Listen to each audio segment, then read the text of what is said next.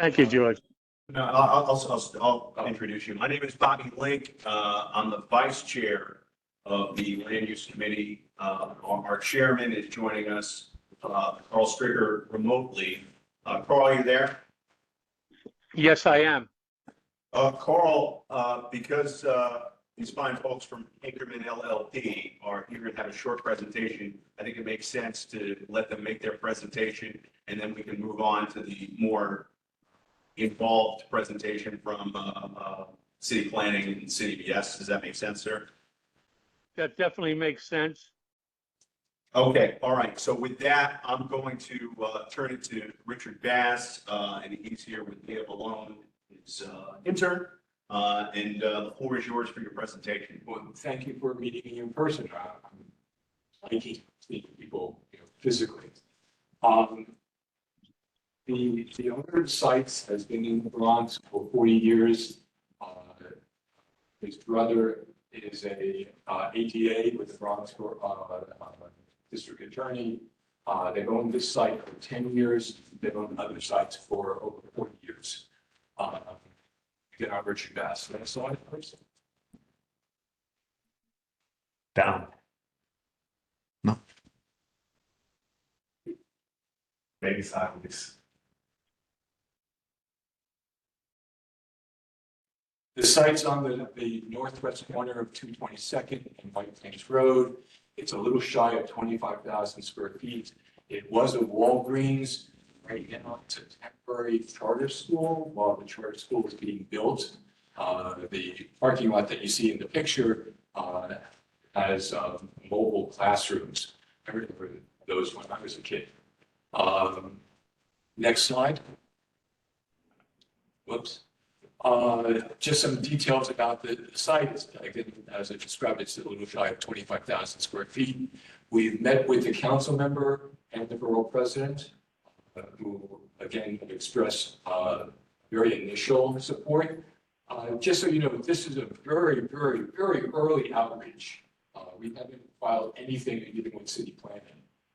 My practice and my firm's practice likes to do early and often outreach, so that you're not surprised, like it's ULURP and we're certified, and there's a lot of pressure. I like to speak to you early.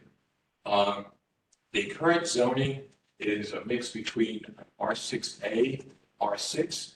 Zoning does three things. It regulates the use, so the R is residential. The C24 has a commercial overlay, so it has some commercial, but it's a number times your lot size. In the existing zoning, is a 3 times your lot size. And then the third thing that zoning does is the shape. What's your lot coverage, where your setbacks are, and your maximum height. R6A has a maximum height, R6 does not. We're proposing an R8A and continuing the C24 commercial overlay. The borough president liked the idea that we're would continue the commercial activity along White Plains Road. We've had conversations with supermarkets. Maybe the guy next door wants it. We're very fluid. So again, very preliminary. Right now, an as-of-right development pursuant to the existing zoning would allow 104,000 square feet of development. Our proposal would be 178,000 square feet of development. The project would be 100% affordable. Right now, HPD's program is called ELA, that has deep affordability. By the time we get through ULURP and get into construction, we're talking 4 or 5 years from now. Who knows what ELA will be, whether that's the program, but our approach will be 100% affordable. Next slide, please. Right now, you got this. This is a land use map showing the site. It's a residential neighborhood between 2 subway stops, and we're at the junction of bus lines. Next slide. Some pictures of the site. It's just down the block. You guys probably know better than I do. There's 6-story buildings on the south side of 222nd in White Plains. Going further west, there are 2- and 3-story residential buildings. Next slide. This is the zoning map. Again, you can see where the site is circled. The R6 and the commercial overlay are on the White Plains frontage. It's 100 feet deep. And then the next 100 feet to the west is in the R6A. Next slide. This is what the as of right building would look like today. As I described before, it's about, this one, it has 88,000 square feet, but we think it's really about 101. Next slide. Can I ask you, is that zero, right there, that's a HVAC system, is that what that is? No, that's 6. 6, that's the 6th floor. That's 6 floor. Okay, got it. You talking about the setback? I was talking about that. This number right there. Oh, okay. Next slide. So I'm going to show you 2 different ideas, and because we're so early in the process, I happen to like this one, pushing the height of the building next to the elevated train. City planning tends to like that one. I did a project similar on the elevated L train in Brooklyn, where city planning wrote new zoning district just for sites contiguous to elevated trains. This would allow us to get above the elevated train. The next slide will show the difference. This is one where it spreads it out more evenly. My colleague likes this one. So wanted some feedback from you. I got feedback from the council member and the borough president, but we're really feeling our way on this. And I think this is really our presentation. We'll keep it short. Thank you for the presentation. Are there any questions at the table here? And then we'll turn it over to the people who are joining us remotely. Any questions at the table? Go ahead, Luke, first. So you said 100% affordable. That is amazing to hear because we're in a really bad housing crisis with less than 1% vacancy in the Bronx, which means that anybody, I don't know if anybody's a renter here, I'm not. But if you speak to any renters, they're really struggling to make ends meet. So 100% affordable sounds really great. Are there any details? You mentioned that it's partly dependent on this program that is maybe yet to be defined based on future funding levels, but on how deep that affordability would be, or anything about like AMIs or. So the ELA program, and it can be flippant, the ELA program exists today. I've done a number of ELA projects throughout New York City. Our practice does a lot of affordable housing. The new mandatory affordable housing program, whenever there's rezoning, at least 25 or 30% of the residential square footage has to be affordable. And that's a discussion with the council. If it's 25% affordable, then it's an average of 60% AMI. And what I mean by average, so some will be at 20 or 40% AMI, some will be at 80% AMI. So there's an average of 60. If it's 30% affordable, the average goes up to 80% AMI. So again, an average, some will be below 80, some will be above 80. We can share that level of detail when we get into it. Right now, if I told you, we had an AMI level, I'd be misleading you. Right now, our goal is to do 100% affordable. My client is committed. He's doing another project in the Bronx. He's doing 100% affordable there. We'll continue this dialogue. ELA may still be in existence 5 years from now, but we may have 2 different mayors in 5 years from now. So we'll continue this conversation. Yes, ma'am, you're. Sure, I'm E. Very nice to meet you. I'm the environmental committee. So we're flipping, by the way. That's the side that you weren't flipping earlier. When it comes to the commercial space, really appreciate that you've already started reaching out to local people to see what we need in the area first. So the hot button ticket is parking. Will there be parking incorporated in that? That's a really good question. Under affordable housing, because we're in a transit zone, we're not at this point considering parking. The borough president brought that to our attention. We're now thinking about doing some parking. The problem with parking is it costs $60,000 to $100,000 per parking space. And there's no requirement that if you build it, that the residents of the site actually use it, because that cost has to be passed on. No one wants to pay rent. We're not able to live on the north side. We can play the dance of switching back and forth because we couldn't afford a parking space. So I don't have a good answer for you right now. Under the affordable housing program, no parking is required. Under the commercial, there may be some parking, but we're based on what the rural residents suggested, Willoughby, you're looking for more parking. Is the Yes, the because foundation of your question? you have excellent Bob, pictures. can I have the floor when I have a minute? Sorry, Carl, let you finish one. thanks. So you have great pictures in this, by the way. I got a chance to look at it before we got here. So you can already see that White Plains Road is very congested. Plenty of businesses, also plenty of housing on either side after you get past that street. So to now make a building with 200 residents, and yes, we're all trying to be more green, but the reality is the majority of those people are going to have cars. So, right, a good portion, yeah. Right, because to get, right, let's say out of 200, to be even fair, let's say at least 100 of them have at least one car. All right, let's keep it to questions. Yes. Let's keep it to questions because when you have a big agenda. So Beth already answered my question in saying that, yes, they're going to be considering it, because you're in the very early stages of this. So maybe it's something that the builder can consider. We're going to look at it and we'll continue this dialogue. I'm not going to promise one way or the other because we're too early. Carl, I think you had a question online. Oh, I have a couple, yeah. Number Okay, go ahead. one, as far as the parking, a lady beat me to it, is, do you know there's angle parking on 222nd Street between White Plains Road and Bronx Boulevard because of the heavy volume of people parking? They can't afford another building with X amount of apartments that don't have parking, because there's going to be no place to park. It's going to have a very bad impact on the area. I'm not against affordable housing, but my belief is it should have parking in it.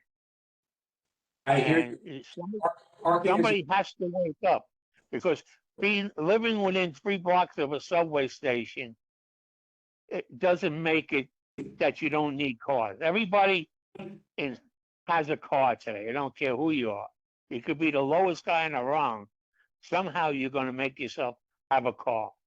And we can't afford any more parking in the area because there is none. It's completely used up. And where you're putting the building is, that's where the angle parking starts. And it's unheard of. And I could not believe when the city passed that it's affordable housing if it's in 3 blocks of a subway station or a bus line, you don't have to put parking in it. Yes, you do, because a lot of people travel other places and they can't take public transportation to it. So to me, it's a no-go without parking, even though I highly support affordable housing, because we do need the housing. And number 2 question, Go has ahead. anybody talked? Okay, number 2, has anybody talked to the transit authority? All right, go ahead, Richard, you can respond. okay. We haven't spoken to the MTA because you're literally kind of besides the borough president, the council member, I haven't talked to anybody. We will talk to the transit authority when it's time, because anytime you build anything next to the dam or a subway line, you have to talk to them. They have a group of outside projects because they don't like you hurting their subways. In terms of the parking, since we haven't spoken to HPD yet, 100% affordable means that HPD is going to finance it. So how much will they finance parking is going to be a discussion we will have with HPD. Because if they don't finance the parking, then there's no parking. Because the footage for the building, It's to ask a question first. Yeah. All right, the Carl. footing, this is on the subway. the distance between the subway train and the building, it comes under the transit authority because they have special requirements when you build near their structures. So the sooner you talk to them about it, the sooner you may be able to build this building, even if it's a couple of years down the line, because they're very stringent rules of how you can build a building, what you can use to build the building, and so forth. So I would get on track with that ASAP, so you know what you'll be facing a couple of years down the line. No, I appreciate that. We know that we have to reach out to outside projects. But again, we don't really have a plan yet to show them. And they're real engineers and they like to see, hard massing and depending on. Well, I will tell you that the head of outside projects doesn't know his left arm from his right arm, but some of his staff are way smarter than he is. So I hope it goes to a good engineer. Okay, thank you. All right. Go ahead. Thank you for your help. Thank you, Carl. Thanks, Carl. Board, nice to meet you. My question is, are you doing any studies to study the infrastructure? We have a lot of issues with climate change and stormwater damage. And so this is a large building that is going to be added to the infrastructure that is already pretty weak. In this district, like, are you doing any kind of studies? That's a requirement. Any rezoning has to do an environmental assessment statement, EAS, and there's 19 chapters, and one of them is basically impacts to the environment.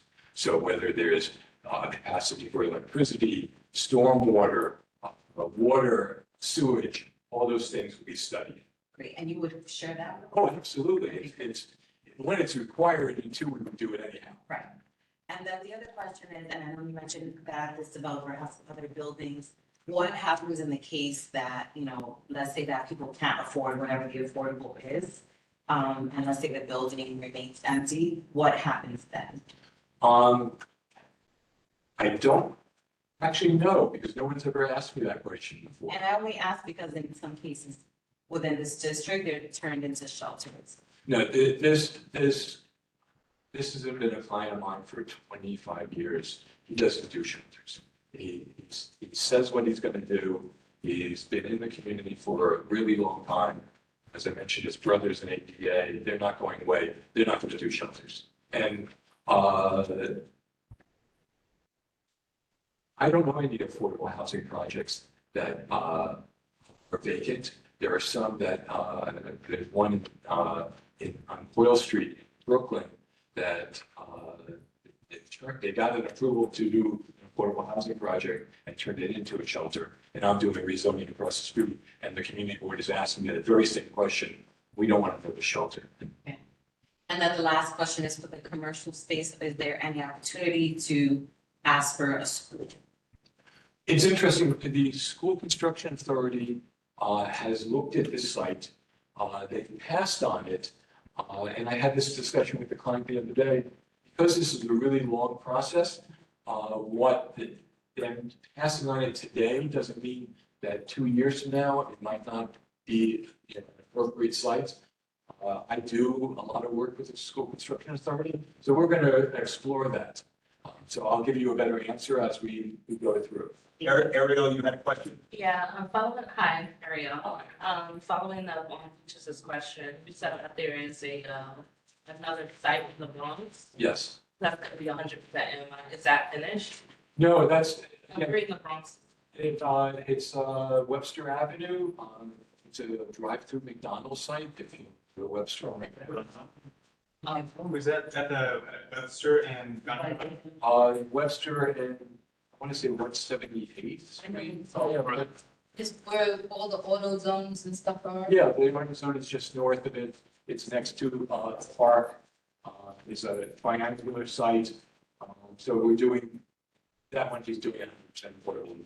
And does he have any, because you said that he has multiple multiple projects. Has any one of them have been, like maybe in Brooklyn or another place, 100% in like affordable? I don't know the answer to that. Or is it like his first time trying? These two are the first ones I've done with him.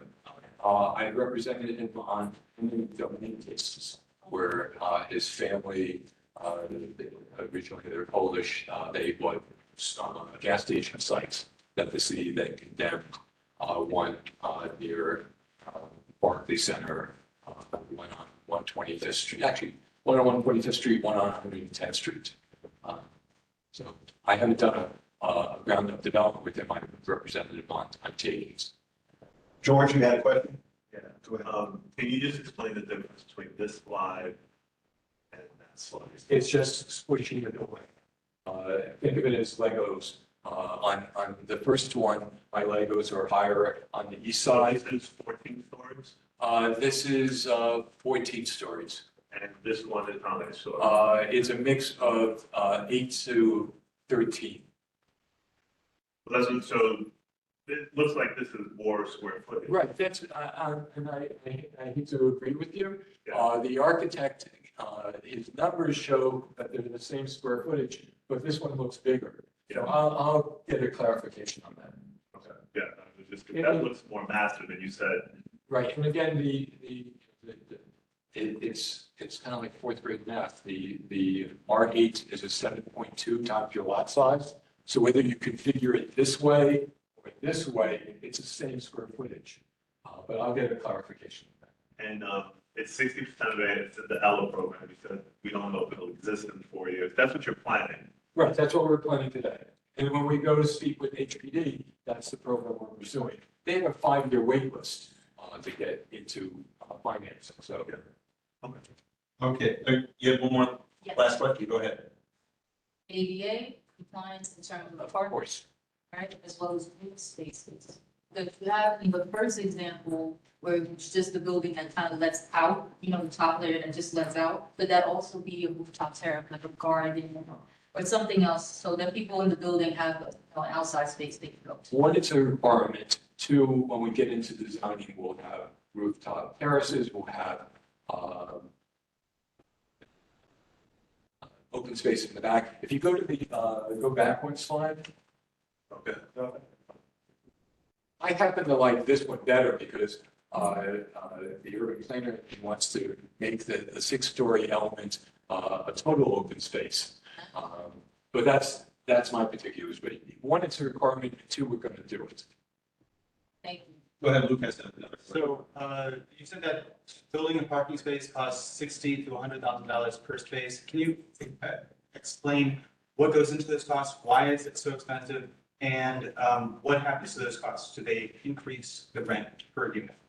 I can get you the information on why it costs because I don't understand why it costs that much. But that's what I've been told by construction people and builders. Depending on where it is, it's 60 to 100 grand.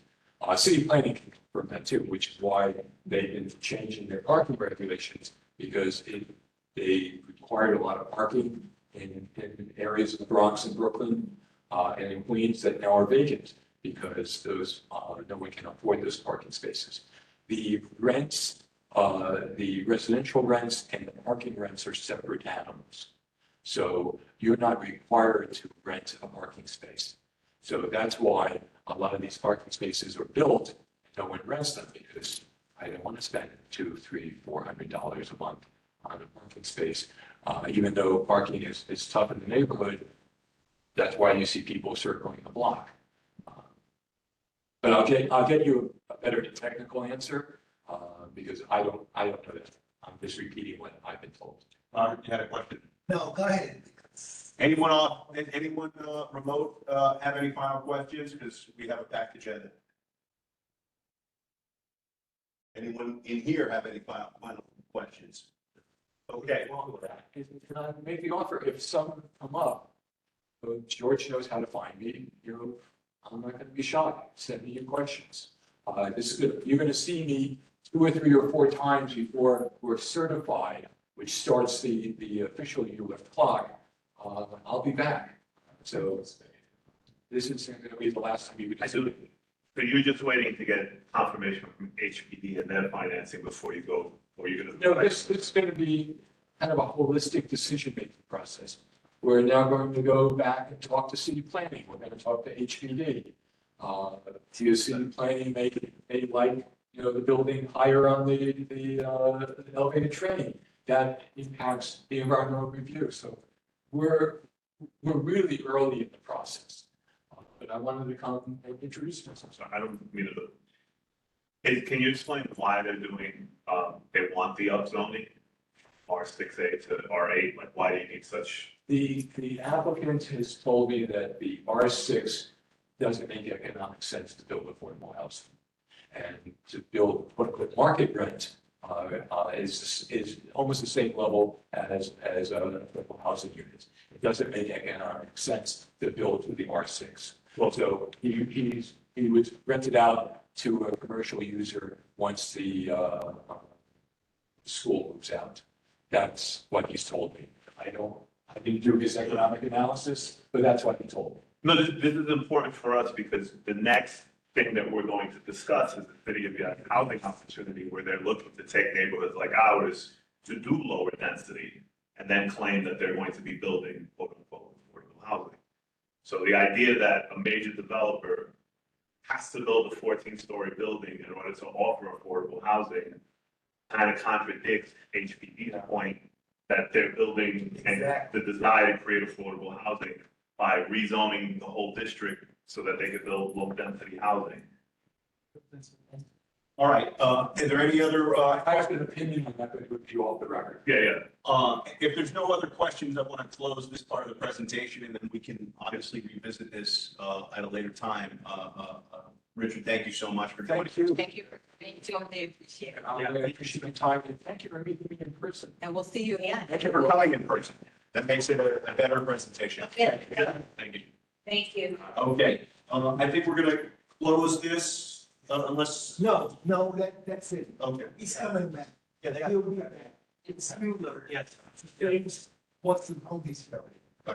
Okay, with that, we're going to introduce the second topic, which is City of Yes for housing opportunities. I believe the first part of this agenda was going to be the public hearing. Do we have members of the public who are going to speak? We have one. Would you like to speak? Which one started? Anyone else? Is anyone online from the public who would like to speak? There's a 718 number, it's Sandra Holmes, we don't know that. Okay, if no one's announcing themselves, we'll just move on. Does anyone have questions? Who's here from city planning? I would imagine it's Brenna. Yeah, Brenda's there. Hi, Brenna. Hi, can you guys hear me this time? Yeah, hey, Brenna, do you want to introduce your crew for us? Sure, of course I can. Sure. Thanks, Bobby. Bobby, Yep. right? Yep. Okay, just making sure.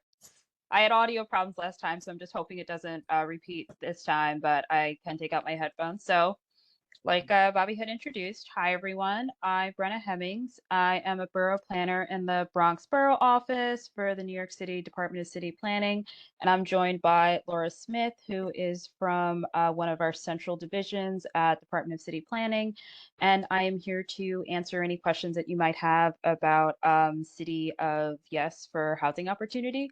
I didn't know, so I know you wanted to do a public hearing, or you have to do a public hearing. I didn't know if you wanted me to, I can give like a quick overview of like what was discussed at last meeting and up till now, or if there are like any questions that jump out, I can, Laura and I can jump on to try them. So I'm all, yeah. Any members of the public beyond the committee that want to speak, but you can go ahead and give a brief overview, 3 minutes. Just pertaining to what perhaps we talked about during the last meeting. I think that makes sense. So go ahead. Sure. So hi, thank you so much for having me tonight. And I had presented at May's, I think May 13th Land Use Committee meeting on City of Yes for Housing Opportunity. Like I had presented on at that month's meeting, this is a zoning reform to generate a little bit of housing in every neighborhood. So this takes the form of low density proposals, which would affect R1 to R5 districts, higher density, medium to higher density proposals, which would be R6 to R10, and then some citywide proposals like the upping the year for residential. We lost you. You froze there, Brenna. I don't know if you can. No, she has connectivity issues. I do? Okay. That's not great. Go ahead. We just lost you for about 5 seconds. Go ahead. Okay. That's fine. Okay. So I was going over the proposals. Like I said, there are about 3 buckets that they fall into for low density, medium to high density, and then the citywide proposals.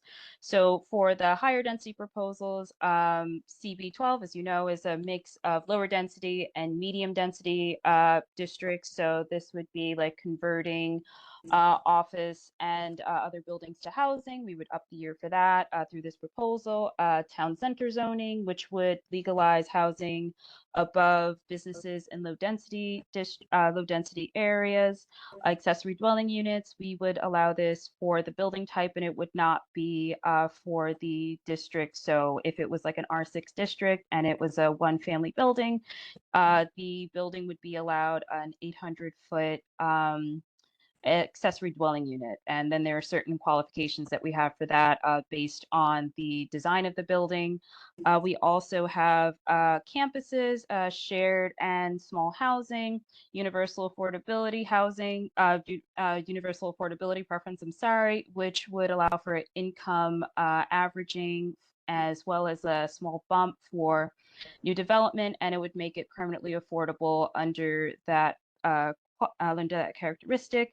And then transit-oriented development, which would legalize 3 to 5 story apartment buildings on qualifying sites near transit. So I went over these with you guys, with the board at the May meeting. I got some questions from George. Thank you for sharing the questions, George. And I was able to get some answers from Central, which I shared back with George. And I hope that the answers were okay and that they were satisfactory. And now I'm here tonight for a Q&A if there are any more questions that came up. And I hope that members have had time to review the questions, not I'm here. So is that a pretty good? It's an excellent overview, Brenna. Thank you. And thank you for responding to those questions from the committee. Are there any other members of the public who have questions or comments for Brenna, city planning, or just want to speak on the proposal in general? If not, we'll move on to the next portion of the meeting. Go ahead. Yeah, I have a question. Well, I just want to close the public. Oh, then we'll go. Okay, so we're going to close the public forum portion of this, and then we're going to open it up now to committee questions. I'm sure a lot of people are going to have questions and a lot of people are going to have comments. Try to keep this portion of the program to questions so that, and everyone will have an opportunity to speak who wants to speak. So don't worry that you're not going to have an opportunity to speak. We'll recognize you. We'll stay as late as I guess we need to. But we do want to have give everyone an opportunity to ask legitimate questions. Robert, go ahead. Okay.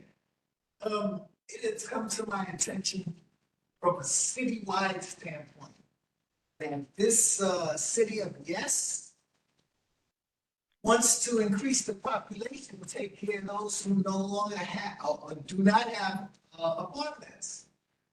What are you doing for the existing apartments that need work?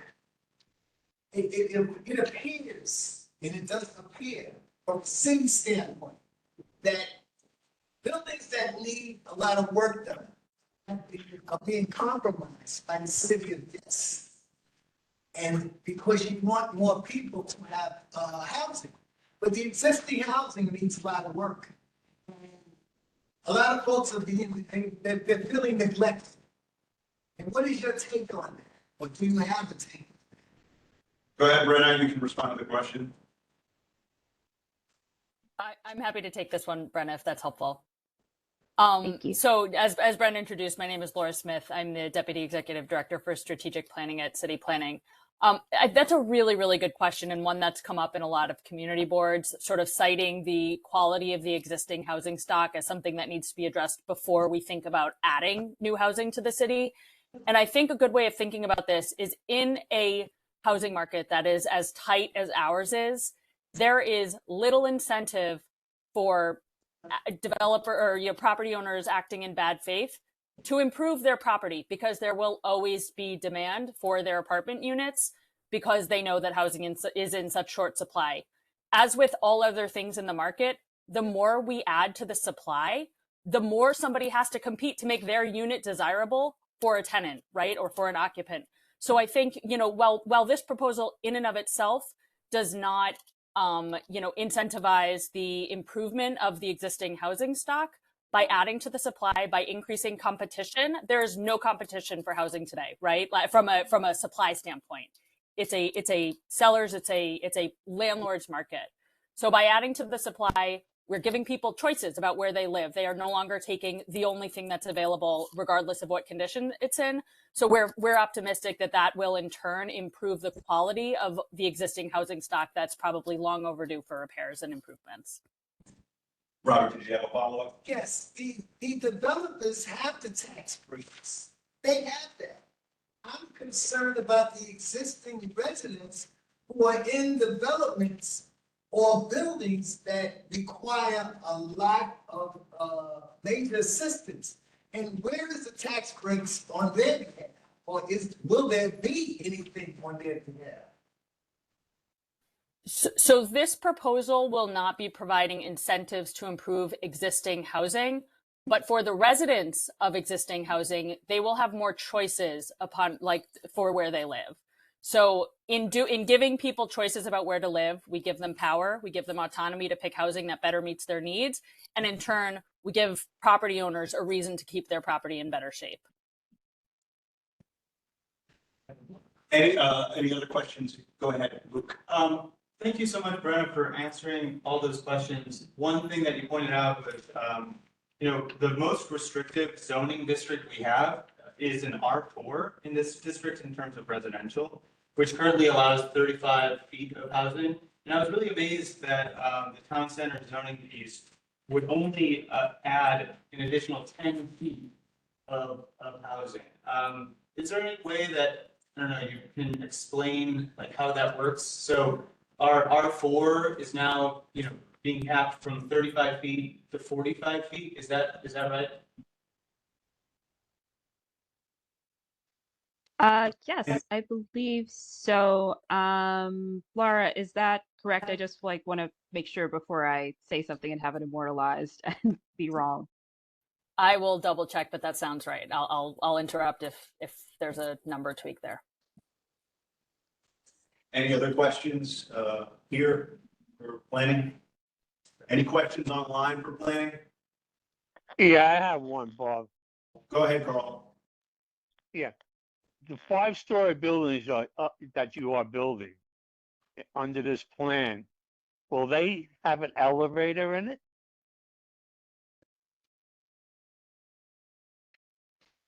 Will the buildings have an elevator? The 5-story buildings, yeah.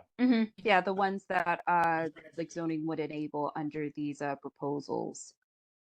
Let me check on that. I will get back to you like I did with some of the other questions that were asked. Yeah, because the law says you don't have to have an elevator unless it's 6 stories or higher. And my concern is if you build these 5-story buildings, you're going to create the tenements that were built in the Lower East Side in the 20s and early 30s.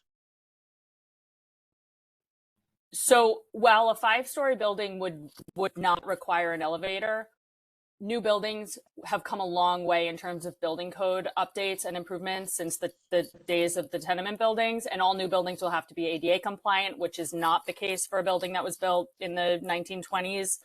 And so while we don't require elevators, we do require that some of the units be ADA accessible on the ground floor, perhaps. Many of them may indeed provide elevators.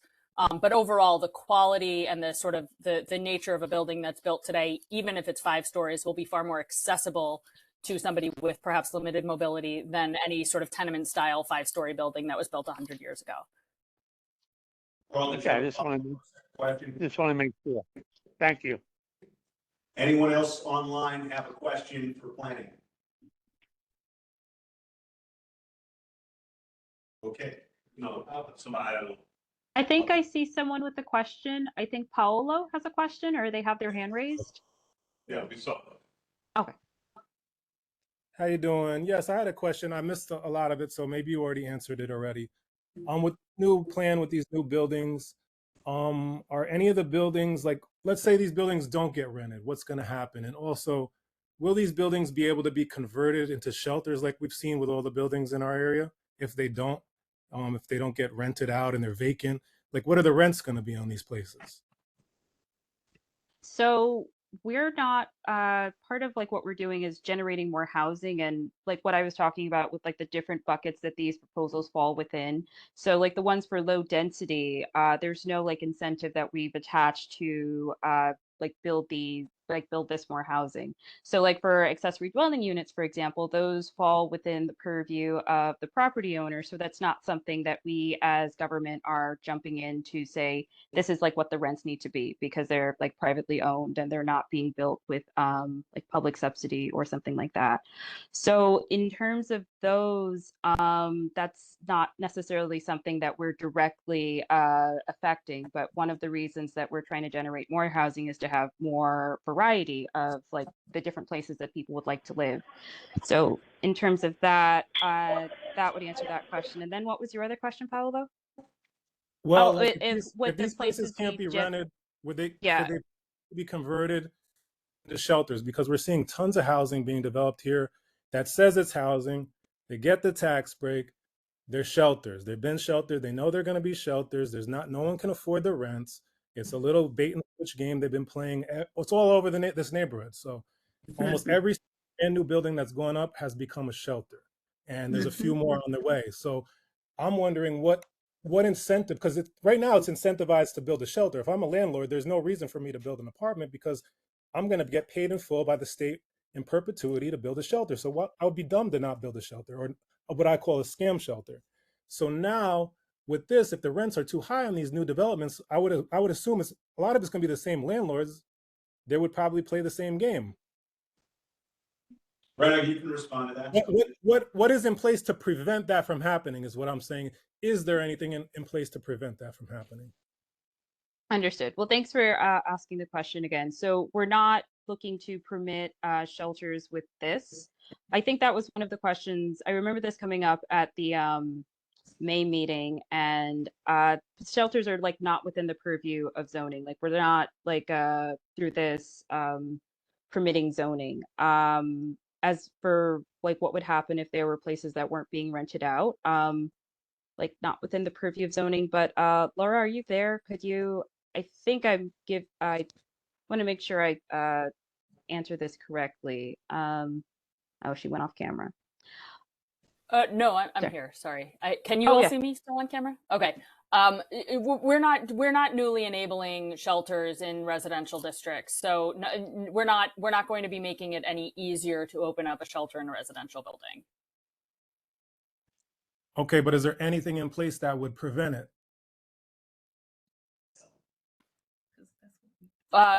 We have regulations today that prevent shelters from opening up in like a residential neighborhood.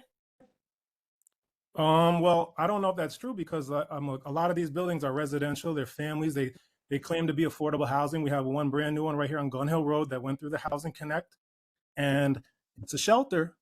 And there may be 9 units in there that are out of 100 that aren't, but the rest of it's shelter. So I don't know what you have in place to prevent that, because there's one next door to Tilden Towers 2 right now. There's another one. There's another 2 that are being built on Gun Hill Road as well. So I'm really not sure what you have in place to prevent that and what would be going forward. Maybe there should be something specifically in there that anything that goes through this particular plan can prevent that, because it's a Trojan horse. I mean, they know what type of, all the buildings look the same right now that are being built. I appreciate the examples, and I'll take a look at them to see sort of what facilitated those, because generally we would say that we would not just enable the creation of new shelters in a residential neighborhood. Okay, I could probably like. I give you believe about you. six No, I addresses believe you. for I just want to look them up. Yeah. Thank you. George has a question, go ahead. I have a comment and a question, but the first question, my question is, one of the questions and you answered it, but you didn't really answer it. And there was a question about affordability and the creation of this housing. If you're not guaranteeing that these apartments that are supposed to be built are affordable, then why are we doing this? Hold on. Yeah, I mean, like that was one of the questions that was submitted. It was in terms of like having affordability levels. Sorry, I'm just trying to remember, George, put within like these different like for the units that are generated, right? Was that part of the question, George? Well, no, I just want to know if there's no guarantees that this is going to be affordable, rent stabilized, or rent regulated. You okay? What's the matter? Saying yes to all of this. Bryce, what's wrong? Well, I'm asking. planning can testify that it's go ahead. So one thing, I mean, we are guaranteeing that a percentage of buildings that are built under UAP will remain permanently affordable forever. So I want to just be crystal clear that for any building, for any residential building to be able to take advantage of the additional FAR that we're granting through the Universal Affordability Program, that FAR has to be permanently affordable. You can still build a market rate building, but you would not be utilizing all of the FAR. So we do not expect that to be a probable outcome for most development. But we also know that by increasing the supply of market rate housing, you bring costs down. And this goes back to supply and demand. The more you have of something, the less it costs, right? And this is why we expect this takes away the power of property owners today who may be disincentivized to invest in their own property because there's not a lot of other supply out there, right? They have a very captive market. The market has no choice. When the market has choice, prices go down. And when there is a supply, prices go down. So I think we feel very, very comfortable. We are extremely proud of the UAP program or the proposal as part of this, because it is the first universal affordability program that will touch every neighborhood of the city. Nevertheless, even adding to the supply of market rate housing will bring costs down because, again, sort of basic economics, supply and demand. The more you have, the less it costs. There's more competition. It works out in favor of people who need housing. So I think we feel really confident about the relationship between more housing and lower costs, and also feel really, really confident that our UAP program is going to deliver an enormous amount of affordable housing relative to market rate housing across the city. I do have a. Well, can I follow up on that? Is it the UAP program that's, you're estimating 22,000 affordable units of 100,000? I'm going by That's correct. Permanently affordable housing, yeah. So about 22% of the UAP. UAP, yeah. 22% of the UAP. Separate, of course, from any fully affordable housing building that HPD is providing as part of their regular programming, et cetera. So there will still be a supply of permanently full building affordable housing that gets developed, where a developer is working with HPD exclusively on the project. But this is market rate providers, private housing developers that historically would never have touched an affordability program. If they want to maximize their development rights, they have to provide 20% of permanently affordable housing, which again is like we are putting the burden not only on the public sector to deliver affordable housing, we are requiring the private sector to participate in this too. And that's really, I think, where we see a tremendous amount of power of this proposal overall to deliver affordable housing across the city.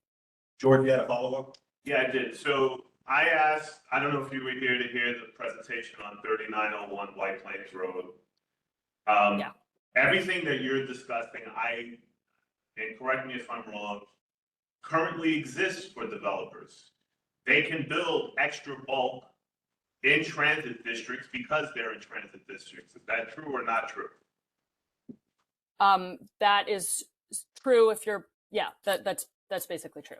Okay, so what you're proposing already exists in transit districts. Like we're right outside of a transit district. White Plains Road has an elevated train, and the gentleman that was here said to us that what currently exists doesn't allow for affordable housing. To make it affordable, they have to make it even bigger. They have to go 14 stories rather than the medium density that you're proposing now. So how do you square that circle? I think for one, we don't require it, right? So when a private developer is looking to do something, it is in their best interest to provide fully market rate housing, right? Because that's where you get the most return on your investment. When we require things, people find a way, right? So if they want to build private development, even with an affordability requirement, they find a way to do it. And that, again, I think is where we see the power in this proposal. There are components of the City of Yes for Housing Opportunity that also do, provide some advantages for developing within the transit zone that don't exist today. But specifically to that point, I think we would just say it is possible, but the return on investment is not going to be such that a developer might take it upon themselves to do it unless they have, unless this is just the underlying zoning that's requiring them to do it. That's my point. This will be it. I wanted to raise the issue that Paolo raised. This could be very laudable. The problem is that you have a lot of people in my district that are anxious about it because of what the developers that you speak about have already done. Mark Stagg is a prolific builder in the Bronx.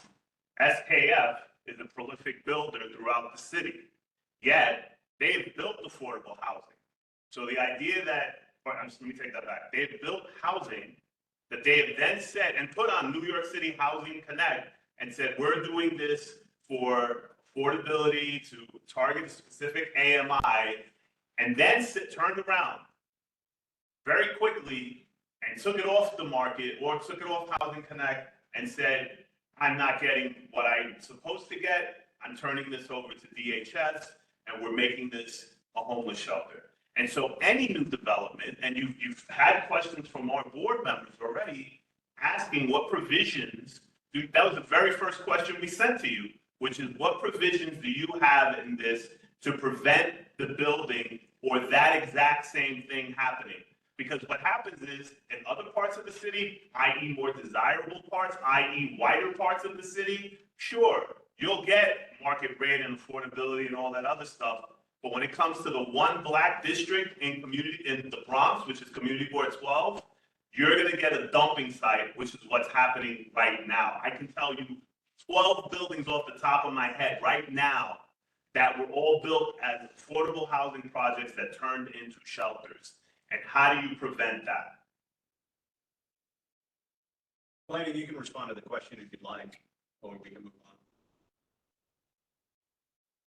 No, we can try responding. Laura, could you speak a little bit to that on like safeguards? Because the thing that comes up to me is just like, we are in the public review process, and similar to what happened with CEO, like we were going around to community boards, seeing if we can get like feedback from the community boards and have that incorporated at the council level to, just hear what community members are saying, because we've been working on this, but we've been working on this kind of in a silo, and there are certain things, because it is a citywide amendment, there are certain limitations to how curtailed and how tailored you can have these proposals. So to that, yeah, no, George, you're absolutely right. Like there have been initiatives in the past that have done this, and that is something that this is trying to reconcile and deal with. But to the same level, like one of the things that we are coming out to community boards to get is like feedback on this. So there's like a worksheet for these different proposals that absolutely, like you did with CEO, like you gave all these critiques and combined with some of the other critiques from other community boards, that was used to put in with this CEO that was just passed at the council level. So, I mean, that's part of like what I would say with that. I mean, it's definitely like more of a loaded question and something that like I feel like this is not like the silver bullet to everything, but definitely like a step in the right direction. But also, as you're saying, George, like very limited in terms of like how it can like help CD12. Thank you, brother. Okay, go ahead. I was wondering, I'm looking at this worksheet and I think we pretty much understand a lot of the UAP, parking mandates, converting residential buildings to housing. And I was wondering if you guys could explain the district fixes, because that's something that I'm curious about. It says give homeowners additional flexibility to adapt their homes to meet their family's needs, and it shows an image of an extension on the side of a house. Could you explain what that means? No, it's not Sure. me. Oh, sorry. Yeah, I can talk a little bit about this. So part of this is for buildings that are non-complying. When they're not complying, that means that they're kind of, it's like they're stuck in a way that the zoning resolution has not, what is it, like matched up with. It hasn't like kind of grown with. So like for property owners that have certain like sites that have certain bulk requirements or like look a certain way, it's hard for property owners, like if they want to make any changes, like if they want to go for like loans, or if they want to make any changes to their house, it's like, oh well, on paper it looks like this, but then in reality it's like, oh, it looks like another thing. So just trying to make those different realities more connected and more actual. Does that help a little bit? Yeah, thank you. Any other You're welcome. questions? Any other questions from the committee? Anyone online with a question? Okay, with that, I'll go. Paolo has raised his hand again. Go ahead, I Paolo. just want to know, what is the incentive for the landlords to build these buildings now? Because right now they've been unsuccessful in making these things affordable and being able to rent them out to the community. So what's the difference with this plan that's going to incentivize it, besides just adding a whole bunch of supply, you know what I mean, increasing the demand? I'm a landlord. What's going to make me get in here that I'm going to make a profit at the end of this? Sure. So Fun. yeah, Laura, you could go. Sorry. Well, I just want to ask a clarifying question so that I have a better sort of understanding of what the problem is. What you've observed is that developers are building and then there's no demand to fill the units, so they're finding like other uses for the buildings. Right, like the example George says, there's like 12 buildings in our neighborhood through Mark Stagg and company, will say, that are coming in. They're declaring that they're going to be affordable housing. I guess the affordable, whatever you guys consider affordable, is way too high. So they say, oh, well, we didn't get enough people to apply or enough people who qualify. So you know what? We're going to do the city a big favor and we'll just turn it into a shelter. But like I said before, they know this from before they build the buildings. And the reason they're doing that is because they can't come and say, I'm going to put a shelter here. So they tell you you're going to put affordable housing there. So the community says, you know what? We really do need that. And then before you know it, it's a family shelter. And then they still get the tax break because they put in like 10 families with vouchers to honor that one little requirement. So like the main question again that I'm saying is, in this plan, if I'm a landlord, what is the incentive for me to do this plan? How am I going to get paid at the end? Because I'm getting paid real good right now, because there's only a few people in the game and they're making money forever off the state's dime and off the taxpayers' dime, because we're paying for that. So what is different about this plan that is going to say, oh man, this is something juicy that's going to get me excited to do some development? What is it? Go ahead, Laura. Oh, I think that's a really, really good question. Clearly, Brenna and I are not going to be giving you the right answers for sort of the shelter dynamics. I don't have a good answer for you, but I know that colleagues at City Planning do. So I think we should get back to you on specifically sort of the mechanics of what allows somebody to build a building and then just turn it into a shelter, because I hear that is a real concern. No, so otherwise, I would say nothing. Incentive. What's the incentive for your? Let Laura respond. Go ahead. There will be no incentive to build if there is no demand for the housing. So we're not going to make it we're not creating the people who need housing. They exist already. And so if as you suggest, there is no market for new housing, then there will be no incentive to build. I think that there are people who need housing and housing at cheaper rates all over the city. And so I think that once we can sort of better speak to the shelter issue, which I hear loud and clear is a real problem, just because I can't answer it doesn't mean I don't think it's a real problem. I think that we can probably provide a better answer as to why we think this proposal, why the new housing created as part of this proposal will actually solve the housing crisis in the neighborhood. I will also say that the fact that there seems to be an unlimited supply of people who qualify for shelters speaks to the need for more housing. The answer to solving the shelter problem is not to stop building housing, it's to build more housing because people obviously need it. So perhaps if we provide more housing that is rentable on the market at lower rates, which of course is not something that a developer is going to default to because they want to get the most money out of it that they possibly can. But generally, on the whole, we believe that providing more housing will get people out of shelters and into permanent, stable housing, which is, I think, we all share that goal. Okay. This question, because like, It's, his question was. you can answer the question any way she wants to answer the question. You can No. make a determination about whether or not you like. No. He said he made a statement and his question was about being the landlord, what's the incentives to being the landlord? If her answer is, I don't have that on that side, that we're just focusing on the, residents and supplying, then that's fine. It's just that the reason why he was interrupting, I believe, was to say like, him as landlord, what's the incentive? Like, they're already making a lot of money off of this. What's the incentive for me to continue to do more housing if I'm already making the money? So I understand the shelter. We keep on speaking about the shelter. I get that part, but I was waiting for the answer for the question that he just asked. Let's see if planning has a response to Ariel's comment. I think I'm still not quite sure what the question is. So the incentive. No, I think not being able to answer the question is the answer. Well, I guess what Ariel's asking, if I understand it, is what is the incentives for landlord? What further is, why are you doing this? Who are you looking to incentivize to build? Who's going to build this affordable housing? Because these incentives already exist and they're being maximized for and they're quite profitable for the landlord. And we're now making more housing stock available for them. Why?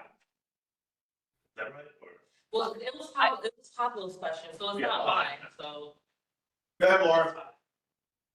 I think we feel that if people are willing to build housing, we want to give them the ability. I see Pablo's back on screen, so if you wanted to clarify or. Ariel said it correctly. It's just basically getting away from the shelter and just saying, what is the incentive for these landlords now to join your program? Yeah. Okay, so I want to be clear. I definitely want to get back to all of you with a clear answer on the dynamics that allow landlords or developers to convert to a shelter, because I hear that appears to be a more lucrative proposition than just providing the straight up housing. So I want to pause on that. I can't speak to what the incentive would be to provide regular housing if, as you're describing it, it's a better deal to provide a shelter. So which is why I think I'm probably not answering your question. But I hope we can get back to you with a better answer. Homeless services in this is city planning. We need to talk to BxCB12. He's right. We're asking questions. I have a question. Planning, your Department of Homeless Services questions. Okay, go ahead, George, you have a question? So, one of the reasons, I guess, that there's a lot of fervor around this is because there was a study that showed that the vacancy rate in New York City was 1.4%. In the Bronx, 0.87%. But it's the city, it's the city. But the So- 1.4. There's going to be a lot It's of, just about. try to avoid the crosstalk, we're still in a question segment. No. So I'd like to be right about the question so that everybody understands it. I read an article from last year that was in the city about that very same survey. It was a 2021 survey that said the vacancy rate was a lot higher. I understand now it's a lot lower. But one of the things that they mentioned in the article was that they brought up the issue of landlords warehousing apartments. And in their survey, they said there were 42,000 apartments. That's 42,860 vacant and unavailable rent stabilized apartments citywide. Some have pegged that in the state because the state does their own survey to the tune of 61,000 apartments. Has city planning contributed, and to speak to Robert's earlier question, is that you do have housing stock that is out there and you have landlords who are warehousing these apartments because they're trying to deregulate them so that they can charge more money because the city and the state allow for vacant apartments over a certain period of time to go higher because they have to pump more money into renovate it so they can get that back in terms of rent. So has city planning taken that into account when you start talking about this vacancy rate and the need for more housing? Is it truly a need for more housing or a need for more financing? Because once again, the gentleman that was here prior talking about 3901 White Plains Road said that HPD has a 5-year wait list for affordable housing projects. So is this truly creating affordable housing that's going to be incentivized by the city? Or do we need more financing so that we can rehabilitate the existing housing stock so that we can address it that way? Go ahead, planning can respond. Okay.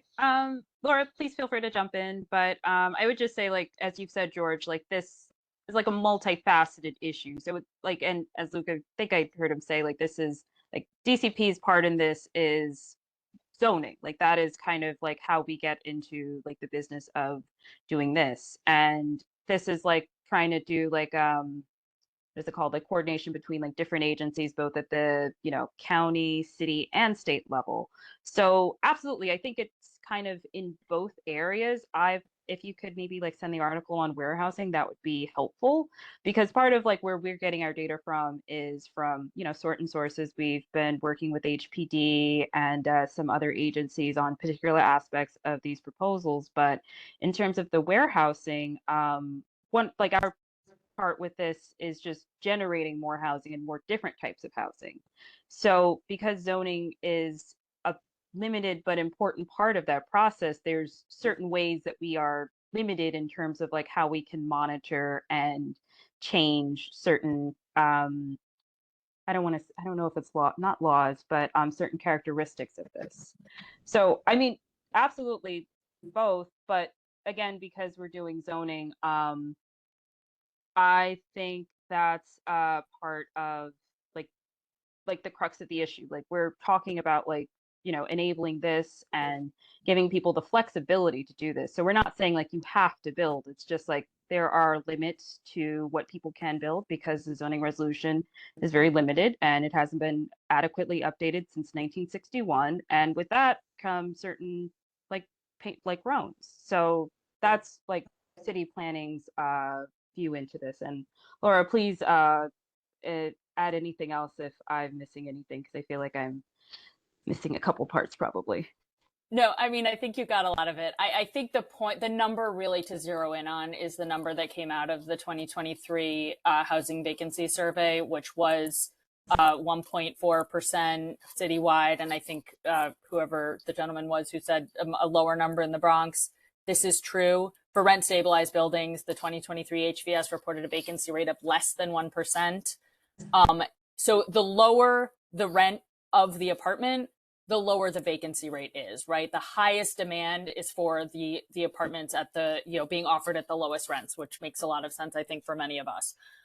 And so, you know, I think like there was a lot of noise in vacancy data coming out of the pandemic. The 2023 number is a number that we lean on heavily to support this proposal. We believe it to be true. We hear a lot more stories about people who can't find housing, period, who need shelters, for whom, right, new shelters are being built. We hear a lot from families who are in 1-bedroom apartments when they could really use 3. And like, those are the stories that we're hearing, that we're responding to. We are not hearing a lot of stories about fully empty buildings that are, you know, being like held for somebody to come in with millions of dollars. Hold on. My retort is, it was in the same study, the warehousing. That's what I'm not referencing some obscure number. What you just cited is what's giving me that number. So how do you say that you're using this data as you're driving, you're leaning into it, when you know that landlords are also warehousing apartments? What are you doing to incentivize them to put those apartments back online? And we're I not see, talking I about see. buildings that are vacant. We're talking about 1 or 2 apartments in a building. And a lot of Okay, got it. And I would say this proposal is not going to be facilitating the renovation of a unit or two in a building. So this proposal is not sort of seeking to address that, which is a relatively small problem when it comes to the housing market in the grand scheme of things, right? Like the vast majority of people are not too concerned about the 1 or 2 units in a building that may be sitting empty because the property owner doesn't have the funds to renovate, in a timely manner or whatever. It's about all of the people who don't have housing. But I hear you. I think as Brenna suggested, like there are a lot of tools that the city needs to employ in order to truly fix our housing crisis, and giving property owners, landlords, the tools to keep their property in good shape, the funds. It takes money to improve a property. We totally get that. And this proposal is not about giving people money to improve their existing, currently built apartments that may be empty because they're waiting renovations or whatnot. This is not about that. But what we do think this is solving another really big problem, which is just a lack of housing overall. Okay, there's Thank you, Laura. going to be an opportunity for comments and speeches and such, but are there any other questions? Go ahead. Vouchers, people that are applying to public housing, would they also be able to apply to these new builds? Because that would be hopefully the follow point of giving renters, meaning landlords, more of an incentive to take people that already have showcased that they actually need housing, they're truly going there for housing, and then they're already guaranteed income by the landlord because they have a voucher. Yeah, so the units that are built under the universal affordability preference are going to be, sort of facilitated by HPD. So it will be affordable housing like any other HPD housing product that's out there. So if you have a voucher to live in an HPD subsidized unit, you can move into a UAP unit. There's a difference. Right. There's an HPD voucher. Voucher specializes, especially now, in what they call housing choice vouchers. Those vouchers stay with the apartment that NYCHA's presenting at that time, which does not give them the right to come out into HPD land. So you have to be, you have to understand that when we start talking about vouchers. So the significant difference is that if you have a housing choice voucher, that's within a building or complex. Within NYCHA. Within NYCHA. Yes. Now, the HPP voucher will be the key difference. Yes, HPD voucher, you can move around and subsequently apply for one of the vouchers pertaining to what I stated here. Yes. Got it. Any other final questions before we move to comments? Anyone online? I think Paolo's gotten his comments and his questions. Anyone else? you can lower that. Okay, I think he's probably up there by mistake. Okay, great. So then I think we can move on. Thank you, City Planning. To comments, go ahead. So this is a really good, this addresses affordability in high residential, high constrained areas. This has a minimal effect on low density areas. The lowest density we have in District 12 is R4, which currently allows 35 feet. This proposal will allow that to be 10 feet higher. So this is not, it's a little bit of housing everywhere. I think that there are a lot of issues that George is bringing up that are exacerbating the housing crisis, but it's not necessarily zoning that's going to fix it. Apartment vacancy stuff, renovating apartments, HPD. We need more funding, right? Department of Homeless Services. We need them in the room. We need to talk about why they're over distributing shelters in Black and brown communities. These are all symptoms of a housing network that doesn't have enough. If you talk to anybody who maybe who's renting, it's crazy out there. People are spending thousands and thousands of dollars. The majority of our community board are homeowners. We've got it.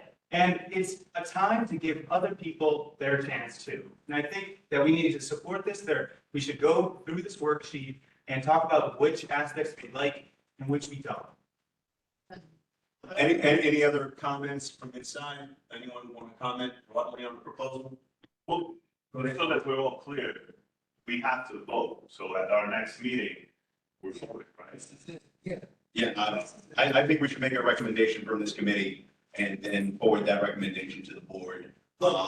With respect to going over the worksheet, I don't see this committee getting a consensus on 10 or 12 items. What I would be amenable to and agree with is that if anyone wants to fill out the spreadsheet and put their name to it and submit that information to planning so that, you know, you have some expertise about ADUs, for example, or you have some experience about it and you want to share that with planning and you can get a handful of members from the community board to sign off on it privately, I don't think there's a problem if the Exactly. So for economic development, we actually did that. There were a handful of us that actually filled out the charts. I think we can go ahead and do that again. But I think the likelihood of us sitting up until 4 o'clock in the morning debating, you know, whether proposal 6C belongs in here, I just don't think it's going to happen. I don't think it's possible. I think we have, well, while I'm talking, I just want to address a couple of things that I've been thinking. With regard to shelters, we put that in our questions to plan. This was not a surprise issue that we just kind of came up with today about it being a concern of this committee. It was question number 1. I think it might have been a second time. The response was, and it was consistent with the response today, this proposal does not affect shelter sitting or change the rules for hotels converting into shelters or temporary housing. Article 1, Chapter 5 is about conversion into permanent housing, and I would agree with that response. But if you look at the chart, it's on page 97 of the annotated text. Under the definition of use group 3 community facilities with sleeping accommodations in R4, R1, all these residential districts, that could include settlement houses, philanthropic or nonprofit institutions with sleeping accommodations. So it appears as though, at least in my reasonable reading of this, is that once there is that conversion, that it could take the next step and become a sleeping accommodation for unhoused individuals. And as George stated numerous times, CB12 has borne the brunt of its responsibility to provide that shelter system for the rest of the city. Now, I also am very concerned about the transit-related housing. Essentially, where you have these streets of 75 feet wide or more, anywhere along that street, if you have a single-family house, you can just knock it down and build a 5-story apartment building. I don't think that's going to be consistent with a lot of the neighborhoods. I don't think it's going to look right. I don't know that we have the utilities to support that. So I have a lot of concerns there. I also don't like the ADUs. Putting a 2-story, 800 square foot shed in your backyard, I think it creates a lot of problems. I think one of the problems is, you know, we have a very forgiving nuisance law in this city. So essentially, if you have a neighbor who's a nuisance, you got to take him to court, right? And that neighbor can cure the nuisance anytime during the lawsuit, whether that goes on for 6 months or a year or more, 2 years. Okay, so if they cure the nuisance at the very end of the proceeding, after they've been found to have committed a nuisance, that's okay. They just go back to work. Okay, so it really has to, when you have a nuisance, it's got to reach the level of like a police action, where there is like threat of bodily harm, threat of health to the neighborhood. I mean, it really has to reach a high level. So you could have numerous people living in an 800 square foot shed in the back of somebody's yard, and there could be parties going on. There could be all sorts of issues that kind of raise to the level of nuisance, but are easily resolved through litigation. Anytime there's a cure, that's it. What else did I want to just kind of address? Oh, and the parking, you know, one of my, I've always been, I'm not opposed to growth. One of my concerns with the last proposal, same as this proposal, is that you have this transformative legislation. And I am kind of an incrementalist. I'd like to see us kind of go halfway or even 3/4 of the way on some of these proposals. So an example of that is the parking situation. So if it, and we heard a testimony earlier today that parking requirements make it not economically viable to actually construct this housing. Okay, so that is understandable. But why do we have to go from the 50% parking requirement to a 0% parking requirement? Why not some sort of middle ground that kind of achieves the right balance? Because if you give the builder the option to save all that money and create more apartments, they're going to take the option to make the money and create the apartment without respect to the parking situation and the remainder of the neighborhood, the neighbors in the area, and what they've been accustomed to for the last 20, 30, 40 years. So that's another concern of mine. So that's why I'm going to be voting against the proposal, because I believe it just takes it a step too far. And some of these proposals I oppose outright, particularly the transit housing on city streets of 75 feet or wider, and I oppose the ADUs. Does Carl have anything? So, Paul, you have a comment? Yes, I do. The one thing we're forgetting is the infrastructure under the ground in the streets. We have problems with combined sewers and regular sewers now being able to handle the flow that we provide. And also the water mains, sometimes we wind up with low pressure. We don't have the capability of building all these 5-story, 6-story buildings, whatever they want to build, because what you have to hook them up into is the existing sewer lines, existing water lines, and they're not able to accept all this additional housing and stuff.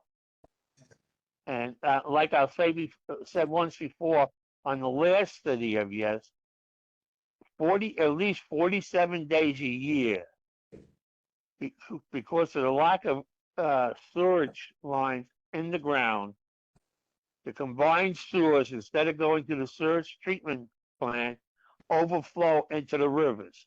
And this would definitely increase that type of flow. We're trying to clean up our rivers and everything else, and this doesn't help that, because it'll put additional flow in. We might go from 47 days a year to 70 days a year where it overflows. That's not a good idea. And the other thing is electricity. You're gonna have to, since they're passing all these laws that you can't have gas stoves, you can't have air conditioners, you can't have this, you can't have that. It has to be electric. Well, where are we going to get the electricity from? We can't put enough electricity out now. We're on the verge of having brownouts because of this policy of all electric, and this would only add to that. I'm dead set against this proposal. Any other comments? Anyone online have a comment?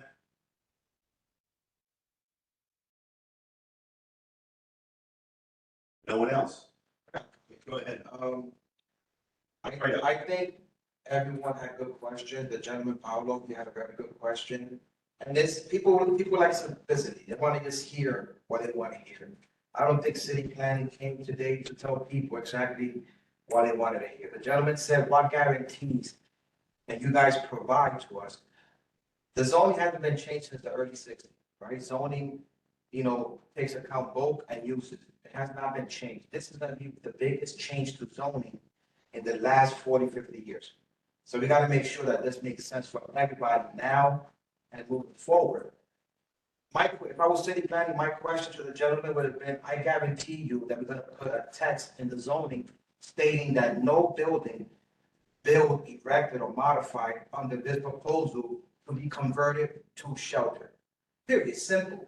That would have been implemented into zoning, and when the plan examiners at BOB or any city agency see that, they would know that that's gonna be one of their comments or objections they're gonna raise during their approval process.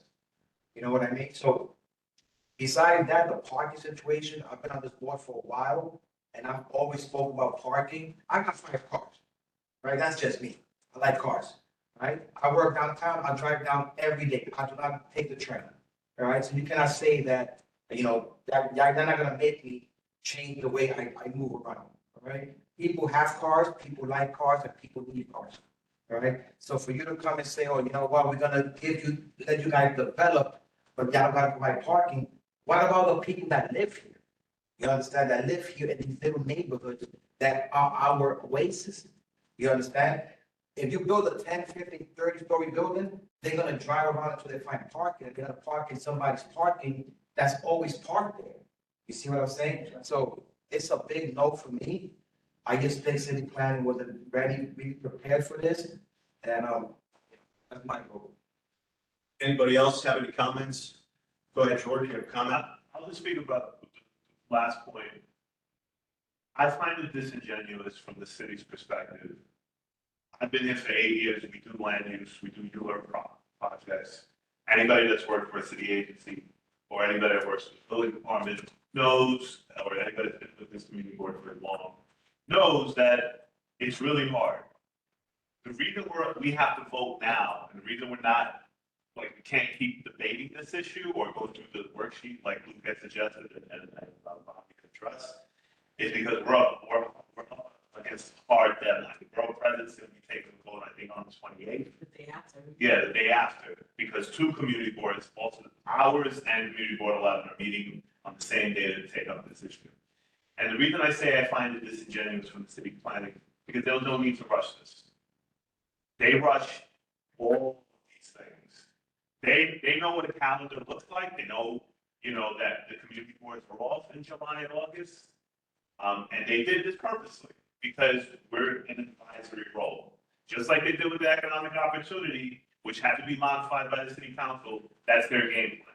They're going into city council, and the thing is, I think we need to be strong, we need to demonstrate, because I think Bobby or Alfredo said, we're living with this now. We are fortunate that we do live in a transit district. There are not a lot of communities in the Bronx that have a transit district. So you can already see projects now that you'll have a private home, and then all of a sudden you'll have a 5-story building. You can see it right on 222nd Street, right where 3901 wants to be. Right across the street is a 5-story building next to a 2-story private home. And that's what you'll get with this. You'll get mismatching. And if that's what you bought into, you've just spent, if you're a brand new homeowner here, you spent $700,000 for your private home, or $1 million for your private home, for your neighbor to flip it, like, oh, I'm selling this property, and I joined with the other guy, we're selling for 1.2, to get a lot line building, lot to lot, no green space, no requirements for side yards, no requirements for parking. You're gonna live right next to that? We're seeing that now. You're seeing that right now on Tillman, on White Plains Road, 212, 211, 228th Street. You're seeing it all over. Yeah, you're seeing it all over the place. And the question you have to ask yourself as voting members is that what you want for the rest of the district? Right now, for those of you that live between Bronx Boulevard and Paulding, off in between White Plains Road, you already have to contend with that. What you're proposing now is extending that border in all directions, extending it to Woodlawn, extending it into other parts of Wakefield, Edenwald, all other Elm Park, like all these other parts of the district that don't have to contend with it. That's the vote you're taking. And quite frankly, I think city planning should have given us more time so that we can go through these issues methodically. And that they could have answered our questions, because again, they came here, they answered the questions in writing. I don't know if everybody had a chance to write and to read these questions. I didn't want to sort of go through them again. I thought that's what we were going to do, but they're not necessarily answers. Like, they're just telling you what they want. To Ariel's point earlier, like, they just answer it the way they want, because this is what they want. They're gonna negotiate with the city council, and I think the message that we found with this vote to our council members has to be understood. And let's not forget, this is the last thing I'll say. All the community boards, I shouldn't say all, 2 community boards in the Bronx voted for economic opportunity. That was the citywide tax amendment. Borough president voted for it, against the majority of the board. There's 12 community boards in the Bronx, borough president voted for it. I thought that was a mistake. I don't know what she's gonna do with this, but I think you have to send a message that, either we're supportive or we're not supportive. But I believe our city council member voted yes too. But, and so I want to make a comment as well. This is exactly why I'm saying to you all why we need our own urban plan. This is too much information to us to digest on our own.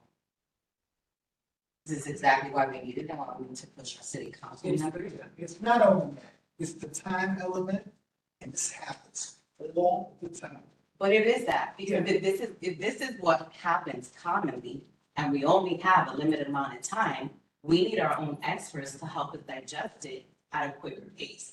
It's unfair for us to put all of this on Bobby and on Carl to help us digest it. This is exactly why we need our own. And And that's also usually urban planner that works for us to be able to get information from communities. So about what George is saying, of at least giving proposals of what it's gonna look like actually look like. Because coming up Bronxwood, I'm seeing a few new bills. I'm sorry, I didn't finish. Oh, I'm sorry, go ahead. And George had mentioned when we were bringing up the urban planner that we could use the city planner. But this is what I said, they have their own agenda and they answer it the way that suits them, no disrespect for them. Did you have a comment?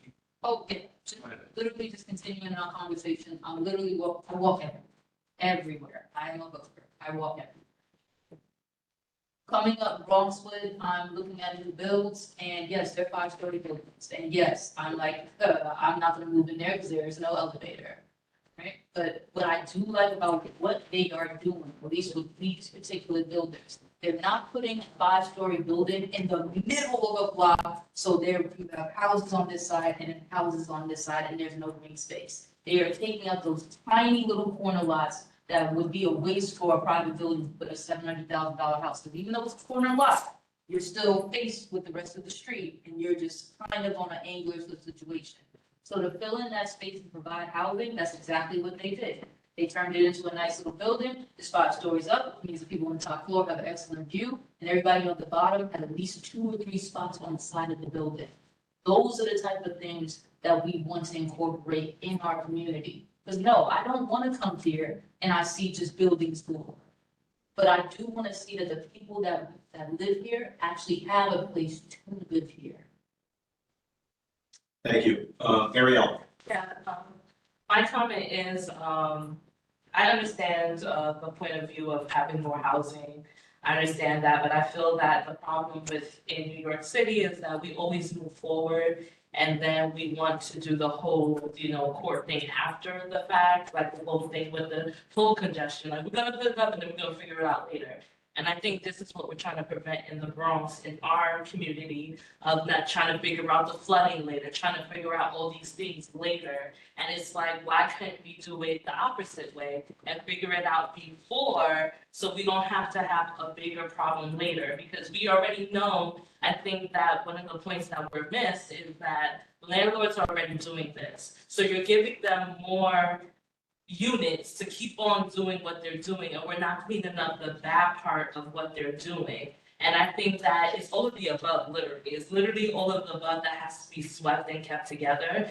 But that's another issue. The other issue is that most of our housing, when we had it, back in like 1960s or whatever, I'm a renter.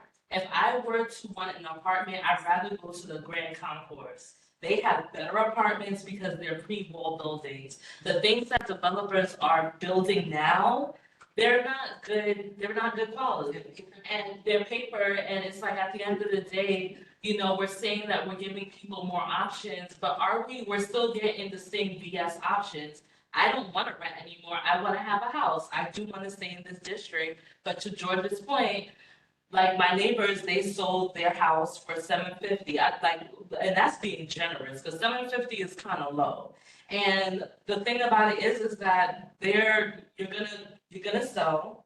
I don't want to have a house and then there's just a building. It's gonna be a tree of buildings, and then it's like, well, what are you gonna do with your thing? Because what happens is that it's the bullying thing that happens. It happens, and I'm concerned about the churches as well. I'm concerned about people faulting on their property, their taxes, and then it's like, well, we can help if you put the building here and if you have housing. So I think that these are things that are to be considered with this because we're not giving a lot more incentives with these things when it comes to the building. And I agree with Bobby, like you went from 50% to 0%. That makes no sense. At the end of the day, we are at the top of the Bronx. We are very close to Westchester County. We could literally walk there together if we want.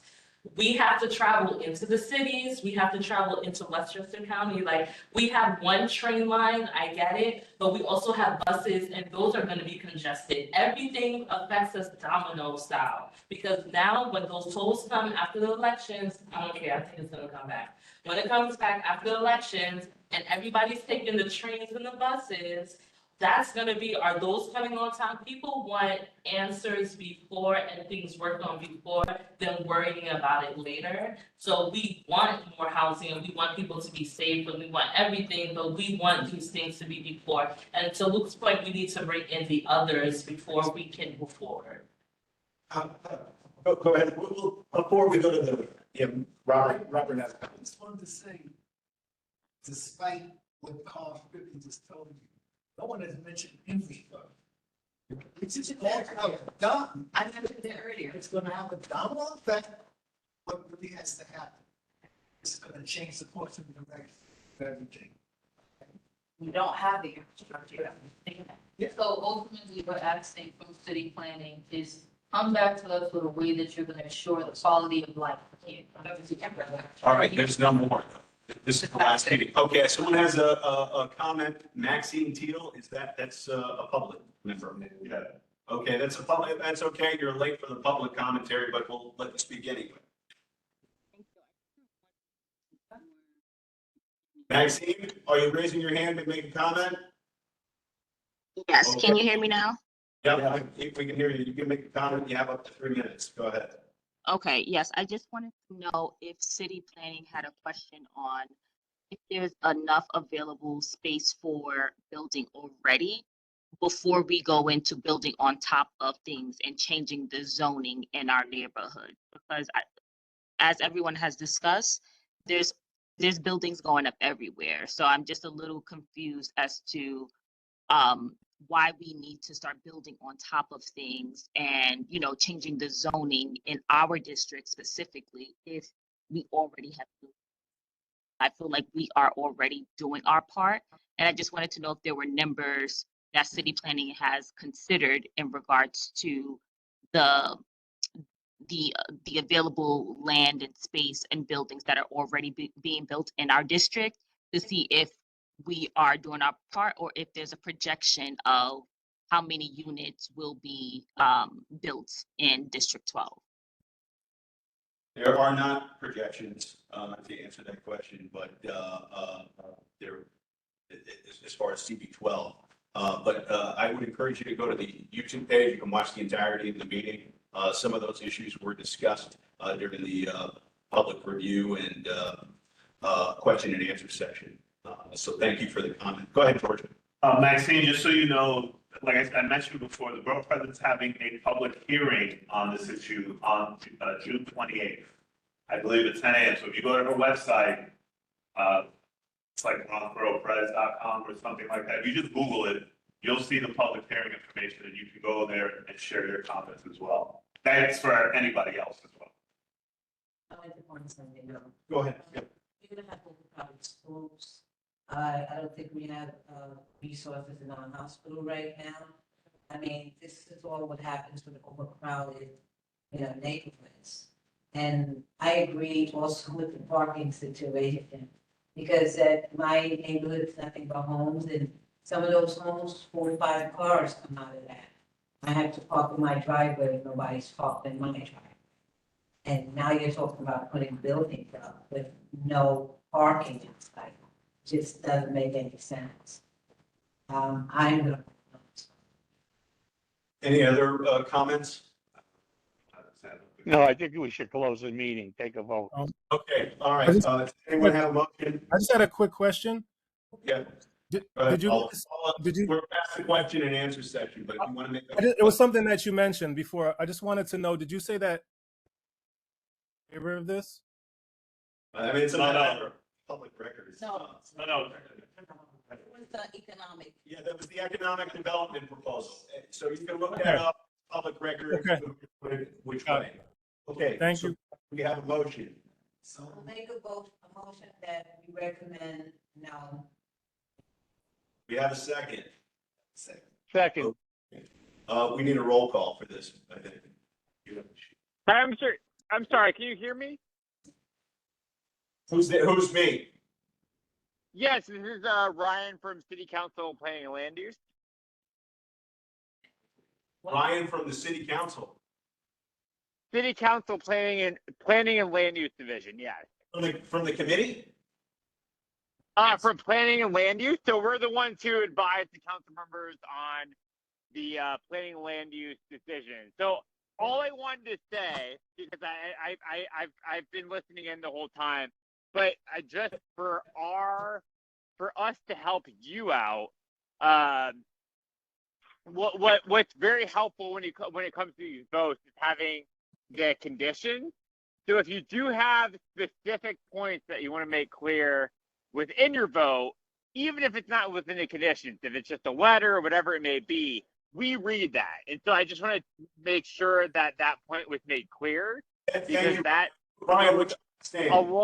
that goes a long ways into us helping the council members understand, again, where their constituents are at, where the community boards are at, and then how to vote on at the end of the day. So I just want to make sure that was clear, because we know sometimes community boards vote no or yes without saying anything else, and that just isn't necessarily as helpful as giving conditions, regardless if you vote yes or no. I think that's what we're going to sure. do.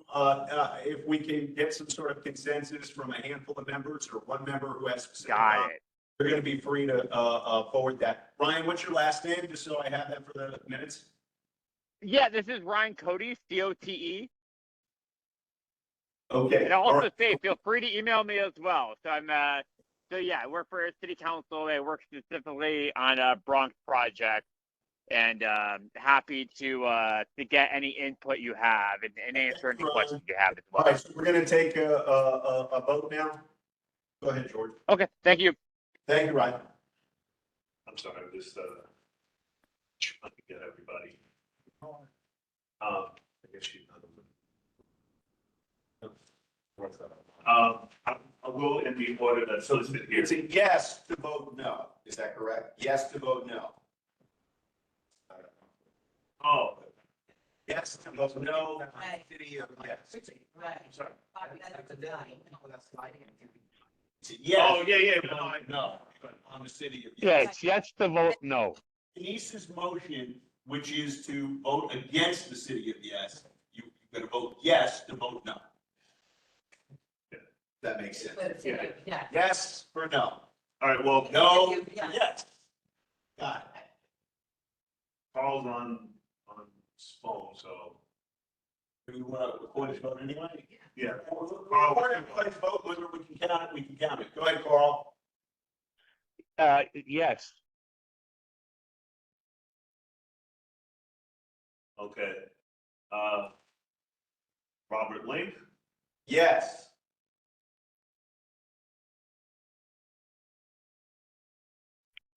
Carla Basati,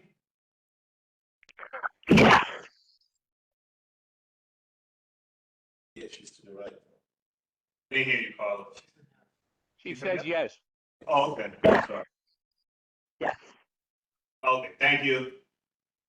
John Isaac, he's not here.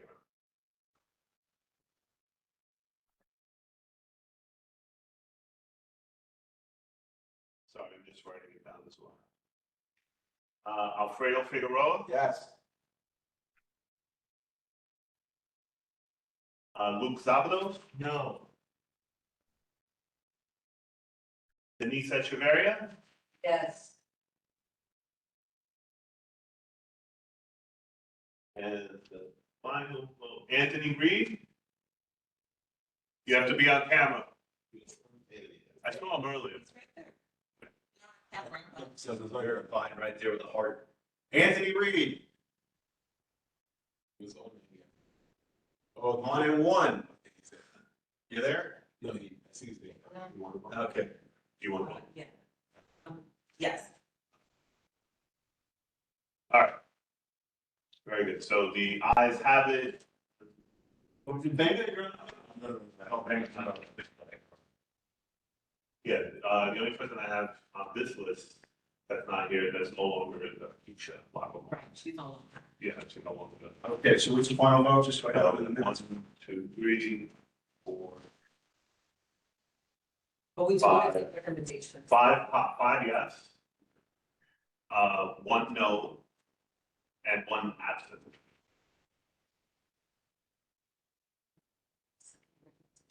And you do have a quorum.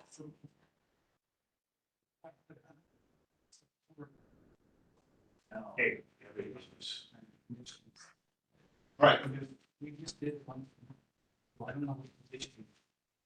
Bob, you could close the meeting if you want. all right, so I'd like to move to have the meeting closed. So move. He could have waited then come to that. Yeah, we have to add his comment, right? Like, we're doing the recommendation, so do you need to say that? Were we voting, how we're voting, and then with the recommendation?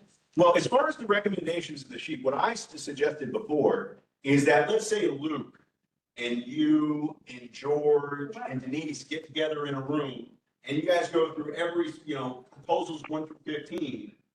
And you like proposals 1, 2, 5, 7, 9, and 12, you can explain that. And then if you have specific objections, detail the reason why. And I think if you put more names on it, it might be persuasive. And then, George and you can submit those both to the city council and to planning.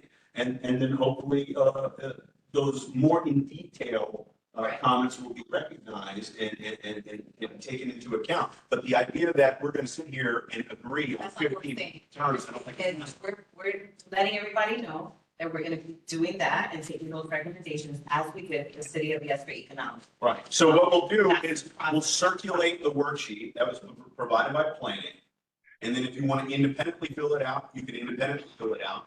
If you want to caucus with other members to identify with a fine tooth comb, which aspects of the proposal you like, which aspects you're concerned about, maybe what weighed on your mind when you made your vote. That can all be written out. But that's independent from the job of this committee, which I think is to make a decision one way or the other about whether to get approved. Anthony, you got something to say? Anthony, are you there? Yes, I was trying to answer you guys while you was calling me, but I couldn't get through. Okay, go ahead. What was your comment? No, you was calling my name and I was trying to answer you guys. Oh. Somebody was calling my name and I was trying to answer you guys and I couldn't get through. Yes or no, Anthony? We're taking a vote, so if you're supportive of the city of Yes, you would vote no. If you're not supportive, you would vote yes. Yes. Is he on camera? You gotta be on camera. Okay, let me get on camera. Hold up 1 second. There you go. Yes. You're supposed to. All right. Get over camera, you look better without camera, bro. Hey, take it easy. Thank you, Anthony. All right, thank you. Go ahead, Anthony. What's your vote? So he did, he said yes. He said yes. So I want to change it to 6-1. Yeah, 6-1. Remember, we're going to err on the side of democracy.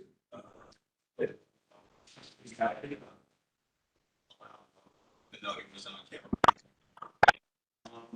Okay, we had a proposal to close. All ayes? Aye. Okay, thank you very much. We'll close the meeting at 8:52. You guys just. Thank you, Robert. Thank you. And Carl. Thank you, Thank Planning. you. Thank you, Planning. On the X. Thanks. Have a good night.